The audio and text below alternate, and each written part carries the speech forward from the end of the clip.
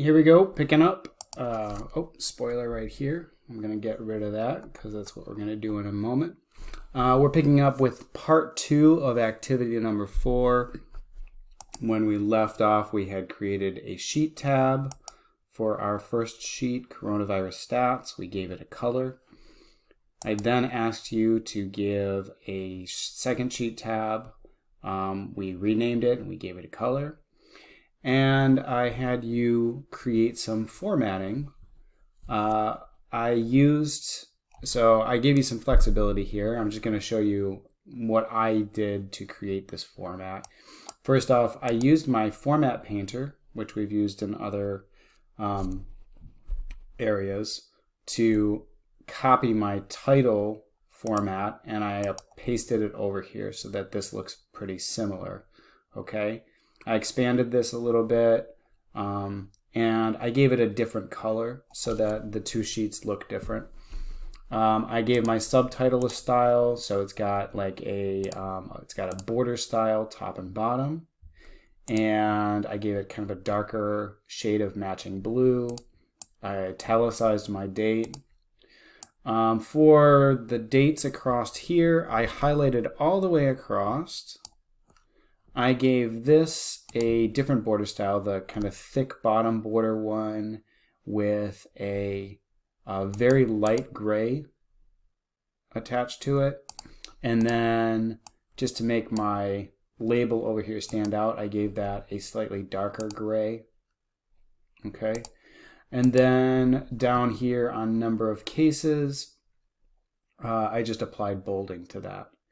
I also decided that this looked nicer if I center aligned the information. That made sure, I think if it was originally right aligned, I didn't really like the way that looked so much, so I center aligned it.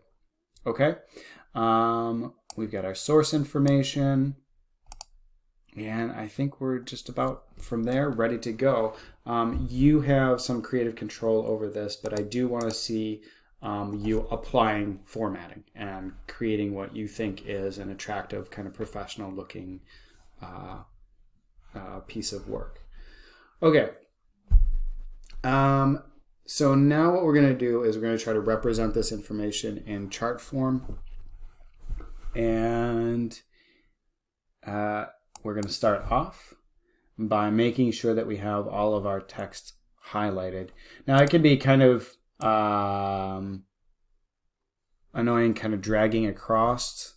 So what I'm going to do instead is I'm just going to single click in A5. I'm going to drag over to the end of my space. So I remember that my selection is over in A5. It's still there.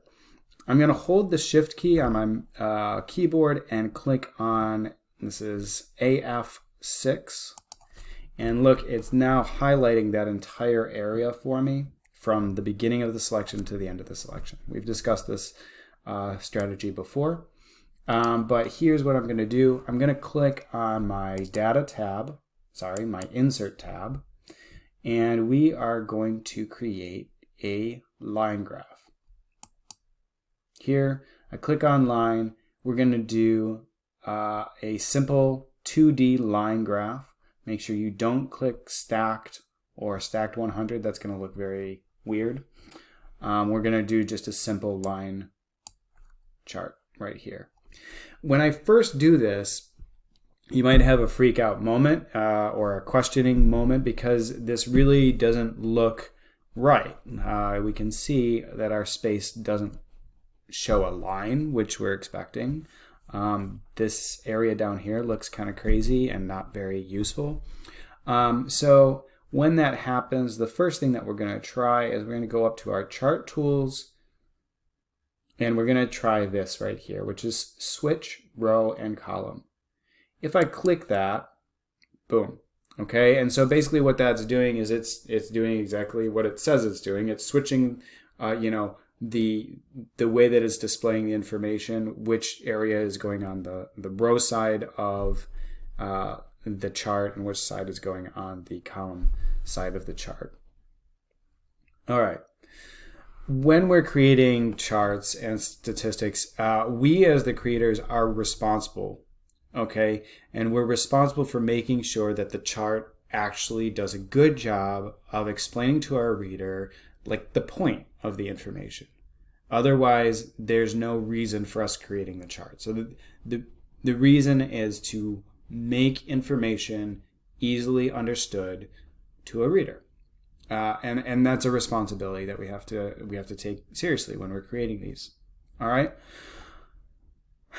Let's start by finding kind of a nice kind of top corner. So I'm going to move this table into a new area below my data. I can see if I look closely, and we have to look closely, looking at this bottom line here, it's not showing all of my dates. Now this is a question for a creator, whether or not it's important for the reader to see every single date or not. This is cutting off, it's showing me every other date. And what we're going to do is we're going to expand that, and we're going to choose to show our viewer every single date. It's a simple process. We're simply going to make this chart really wide. At first it's going to look distorted, but when I release, it's going to kind of recalibrate that chart area and make it look nice. Notice that here now I've got every date is showing. I also have a decent amount of space. Let me see if I can get this into kind of an awkward middle area, just for sake of argument.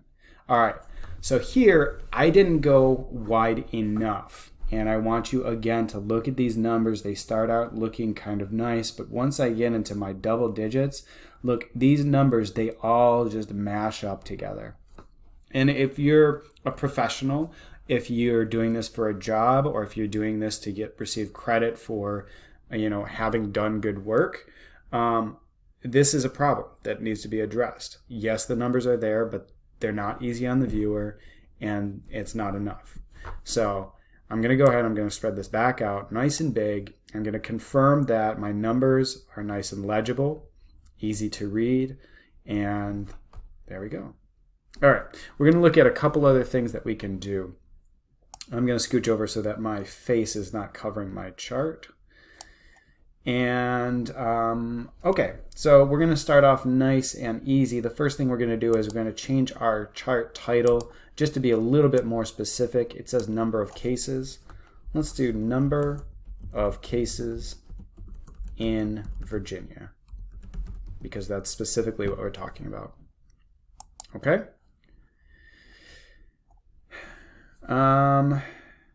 Let's see. My axis titles. Because our title says number of cases and these are high numbers, I think it can be easily implied that these are counting the number of cases, okay? We have dates along the bottom here. That may or may not be, if you think about it, it makes sense, but I'm going to go kind of the extra step here, and I'm going to label my horizontal axis title. So I'm going to put a title below my axis, and I'm going to call this date. Okay, so now my reader can see that these are the dates of time, so they don't confuse it for anything else. Number of cases, good. Another question that a creator needs to ask themselves is whether or not, for the purposes of the chart, it's important that the person can see the exact number. Okay, right now we're looking at this chart and we're getting kind of a general idea of the trend line, what's happening with the disease, but we're not giving the exact numbers. I'm going to choose to show those, so we're going to go here to data labels, and we're going to look at some of these options. So if I do, those data labels to the left, those numbers are all right. They're happening to the left of the point. I don't like how the number doesn't line up with the date. If I do it center, I don't like how the line is covering up the numbers. In that case, what's the point of even showing the numbers? Below, over on the left-hand side, I see that it overlaps with my dates, so that's no good either. Instead, I'm going to settle on the above style. Here I can see all of my numbers. They're directly above the point that they're labeling, and there's no point where it's getting confused with the date numbers at the bottom. Okay. Another thing that we're going to look at, looking off to the right-hand side, we have the ability to add grid lines. Okay. You know, it's arguable whether or not a creator of this chart would have the same opinion. You know, there are some different opinions here, but I want to make it real distinct, you know, what's happening on which day, which number is being associated with which day. So here what I can do is I can put in some vertical grid lines. I'm going to select major grid lines.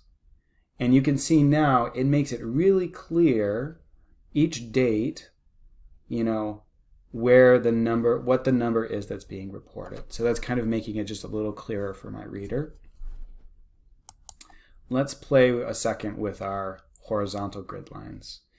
If I click on minor grid lines, this is how it looks.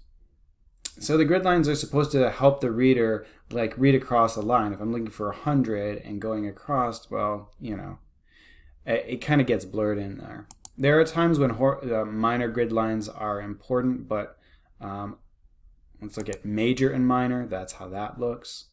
That can kind of look nice. But I am going to settle on just giving my major grid lines. Oops. What did I do here?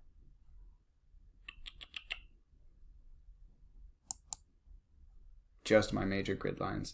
I like this kind of clean look, and then I can see, oh, this is right up in the 140s area. These are the ones that are up near 100. Okay. All right, so we have a nice looking chart here. We applied some formatting and created a nice little table here. We created our different sheet tabs, multiple sheets combined to create what we call a workbook. So we're now working on a workbook. And with our next activity, we will expand our workbook. Okay, so I'll see you then. In the meantime, if you have any questions, let me know. And good luck. Stay safe. Goodbye.